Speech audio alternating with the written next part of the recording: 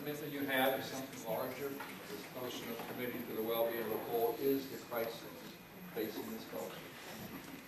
And I know that your kind of affirmation of the possibility of that. So I'm going to give it back to my blessed friends.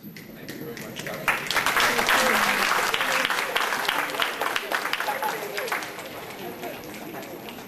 Thank you, Peter, so very much. Thank you so very much. What I take it you want to talk to me? Yeah. You want to appreciate it. Without you finishing my sentence.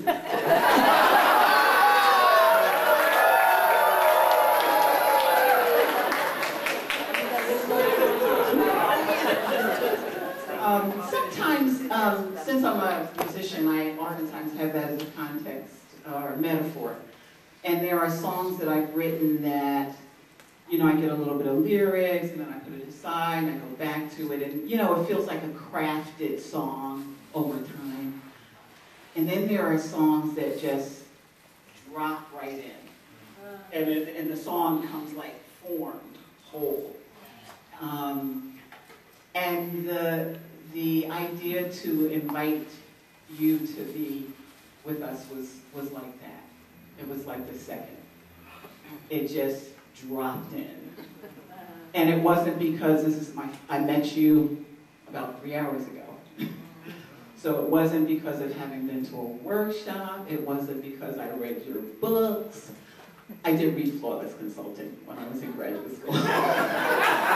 but your books about community, it wasn't because of that.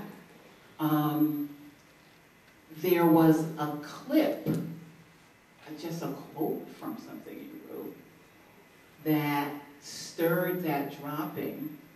And it was knowing my dear friend had done work with you and spoke so highly. And, I've studied with Daria, and she's been a primary mentor in my life, but this just dropped in.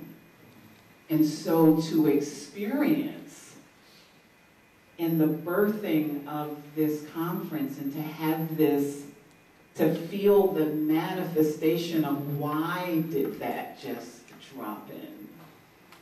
Somebody said, oh, you did it so right to have Daria first and Peter at the end, but Lucky. No! See, you're not telling me.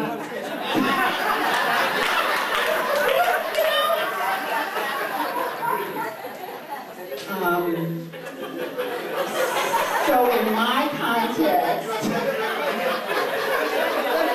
thank you.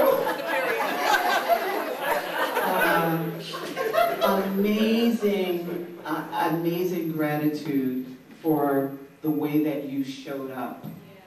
Yeah. And the way that you showed up.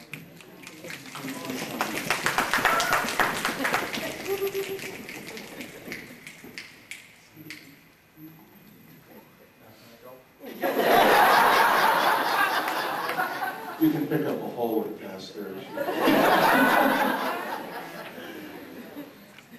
So it is time to close officially this conference time together. And I'd like to share one of my greatest anxieties about this conference. And it was that I knew I was working in a culture in New Haven where people have experienced being studied, the Petri dish thing, let's have another conversation, but where will it go to? What will be the actual outcomes? And so much of my anxiety was that we would recreate another experience where people felt juicy and up and excited at the end, but then leave and go, well, that was nice, but... and so I bring that to you in this moment. I still feel vulnerable in that way because I have such a faith in our ability to co-create something very different than what exists now. So the temptation is to try to tie it all into a neat bow and to have exactly the thing to dish out, which gets right back into the very mindset that we've been talking about, that somehow we are supposed to be able to figure it all out.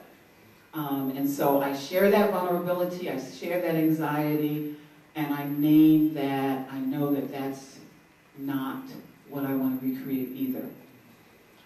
The 1:45 session is a time to hear, if you're able to stay, it's a time to hear some of what we've been thinking about and working through in trying to create a space to give birth to, and knowing that it needs to be a consciously co-created,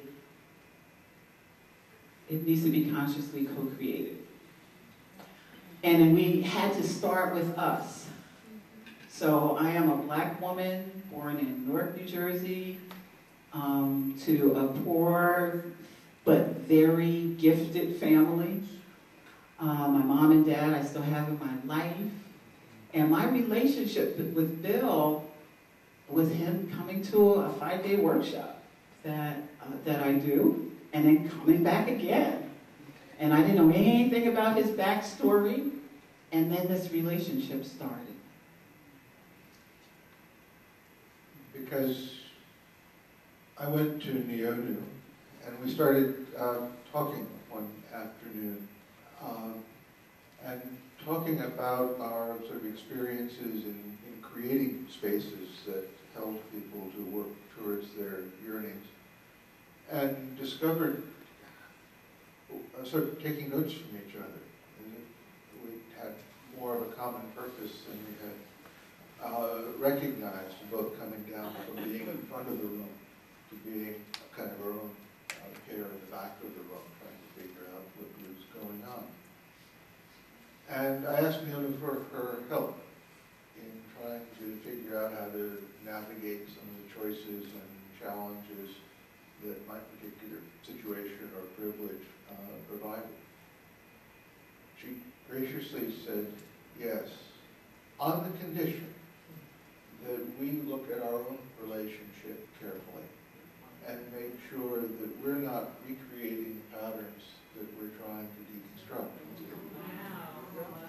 And that's where we want to ask your help. Because I think what, from my point of view, one way of thinking about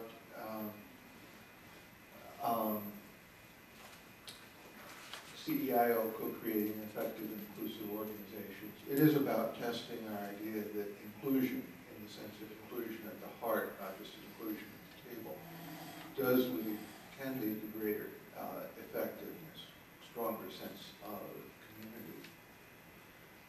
But there's also another aspect that I think of that actually came from a conversation with Sally Lederman, and who was talking about just a way that change happens, that the seeds of change can start within a person for whatever reason. It may be the still small voice, it may be something outside. And as that change grows, it gets manifest in relation with others.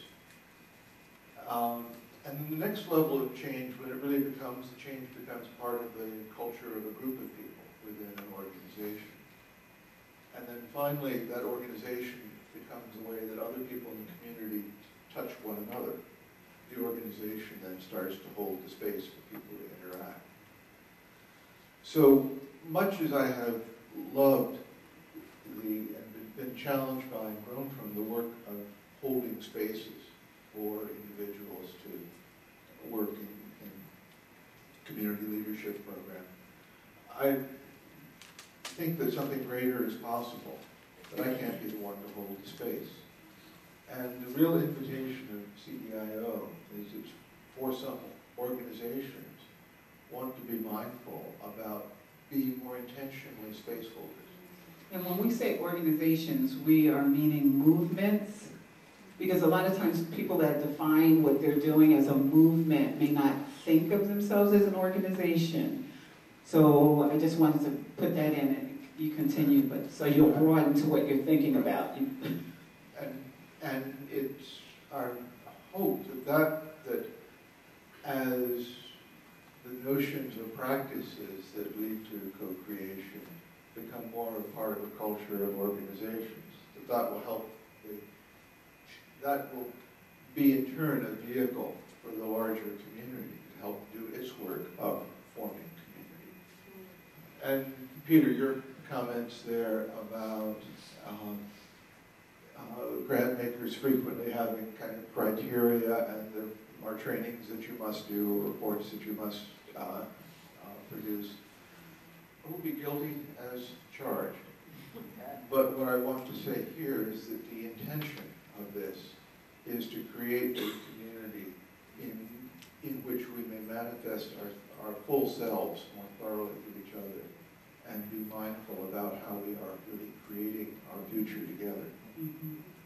So I hope you will help us keep grounded in keeping our actions aligned so that they are with that intention. By expressing dissent as well as agreement. And so that is really the invitation for those that are able to stay for this information session. It won't be the only information session, but we just wanted to say to you all that we continue to do our work, and that work shows up at every step of the way. So even though we've done some amazingly deep work about how I sometimes put myself on the auction block because it's been so ingrained in me, and I'm dealing with in relationship with a wealthy white man, and what does that trigger in me and how I behave in this relationship? How do I hold myself back? How do I, so I'm talking, I wanted to give you an example because that's the depth of the work that we be going through. And it's the depth of the work that we need to be going through. So we need to let you eat and let those that want to come back later be in this space. Can we just thank Carrie Newman, conference manager? Can we thank Michael and St. Moore, the Golden Center? And maybe at lunch we can acknowledge our caterers that have done such an amazing job. And I just want to, I don't know if there are other helpers. I'm seeing Laura because she's still standing there, but there were folks that blessings, blessings. How can I keep from singing? You can't leave without, you know it. Let's go. All right. I'm healing. I'm healing. I'm healing. I'm healing. I'm healing. I'm healing. I'm healing. You are healing. You are healing.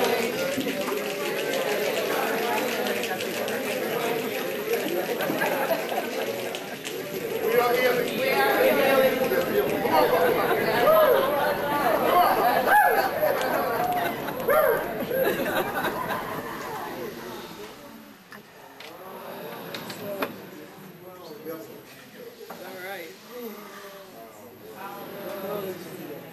Let's always remember indigenous people, they space the 4 directions this way, face this way, this direction, turn to the right, face out of this direction, turn to the right again, this direction, turn to the right again. Aho! Everybody grab a chair and help them out.